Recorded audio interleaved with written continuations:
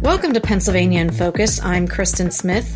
Governor Josh Shapiro's budget proposal aims to build on the inertia begun with last year's investment in the state's education system to the tune of $525 million, a figure that Republican legislators say is unsustainable.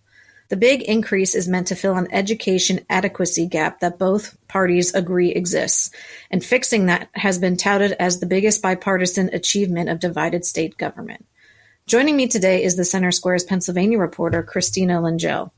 Christina, what is the education funding adequacy gap? The total adequacy gap is about $4.5 billion, and certain schools bear a larger share of that gap, largely because of the way that education funding has been in the past. So a lot of Pennsylvania's education funding comes from local property taxes, which means in places where there are fewer landowners or more people living on smaller amounts of land, then you have fewer property taxes going into that school system. So you see urban and rural areas that aren't getting nearly as much funding from a local perspective as a lot of our suburban districts. So there's a new funding formula that aims to resolve that gap by figuring out levels of poverty and looking at which schools could benefit from having a larger infusion of funding from the state. And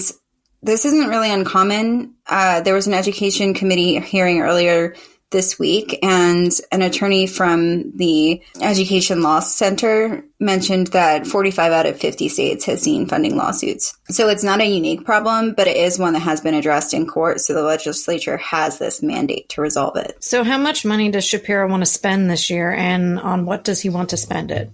Specifically toward adequacy, that's that $525 million number you mentioned. That's the same amount that was put towards it last year. Some people are saying that's way too much.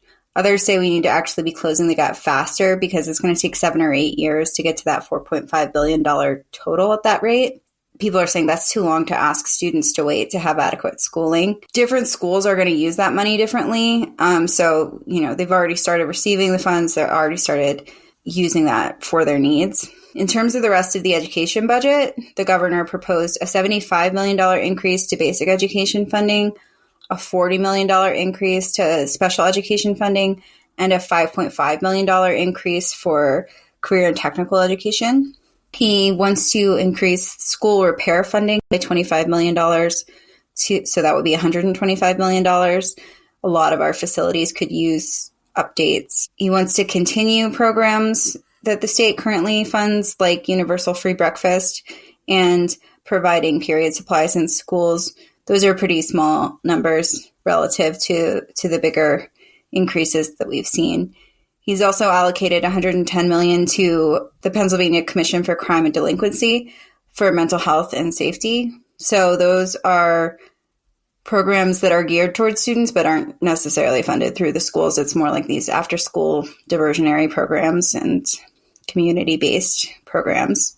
He also wants to increase the student teacher stipend funding from $20 million to $40 million. That's a huge issue because even if schools have all the funding they need, the state is just suffering from a huge staffing shortage. So they need to be able to incentivize people to get into the career and stay in it here in Pennsylvania. What problems have begun to be addressed by the additional money spent last year to close the gap? In a lot of schools, the classes we think of when we think about high school, for instance, they just simply don't exist because they can't afford the staff to teach them. So that includes stuff like foreign languages, AP classes, VOTEC.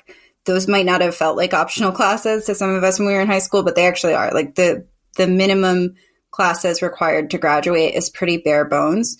So a lot of schools are only able to offer that because that's all they can afford staffing wise. So schools have put a lot of money into hiring more teachers. And even when it hasn't led to new hires, they can invest in virtual programs so that if you only have like 1 or 2 students who are interested in taking French 4, it doesn't necessarily make sense to hire another French teacher, but they can pay for a virtual option so students have the opportunity to actually pursue their interests in that way. Another huge concern, as we mentioned, which also has its own funding outside of this particular adequacy funding, is the facilities.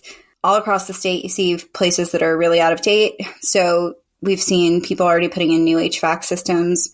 Climate's a big issue in schools, they have to cancel and lose a lot of time if it's too hot. So really updating that stuff to meet today's needs is important, especially like some schools have even changed their schedules and their calendar years just to avoid being open during the hotter days. So it does impact learning a lot. Special ed is really stretched a lot of places. At the Education Committee hearing earlier this week, there was a parent from Chester Upland, and she was talking about how they only had one special education teacher for the whole school, who her daughter had been seeing for years. So the additional funding allowed them to bring on several new staff and actually allowed that teacher to retire. So these funds can support extracurricular programming. The governor spoke about a school in Allentown that was able to get new band instruments and uniforms. It also helps with guidance counselors. That's another area where schools are really overstretched and understaffed. Especially in these underfunded schools, there's really just no shortage of needs. So there's, of course, parameters on how schools can spend their budgets, but there are countless issues that they can address. So what are some of the criticisms about the amount that Shapiro wants to spend? People don't know where the money will come from, and it's a legal mandate, so they have no choice but to close the gap. I don't think that you'll hear much disagreement that the changes need to be made, because at the end of the day, if you want people to live and work in the state, you need to have a functioning public education system. So there's agreement on all sides that it's not at its best, and that's why you have the adequacy formula, but that's also why you have people pushing for school choice. Republicans often have this argument that Democrats just want to throw money at the problem, and government approaches can be really scattershot because different people are going to push different initiatives, and it usually takes time to see things get off the ground and see their efficacy, but often by the time they start to get inertia, we're changing it to something else, putting money somewhere else. So they're looking for a more targeted approach. There's also a lot of disagreement about how to evaluate schools. And the state has local control, so there's hesitancy about how involved the state or federal government should be in dictating what happens and how the district spends.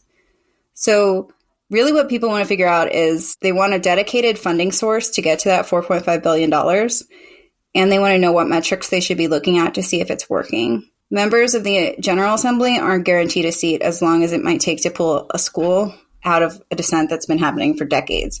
So the patience it takes to see big change happen is a luxury they don't always have. Their constituents want to see things are changing. So I think these personal individual success stories, like you heard the governor mention in his address or you hear from parents, are really important to justify the spending until you see the big system-wide numbers start to go up, because it really could take some time before we see literacy and math numbers improve.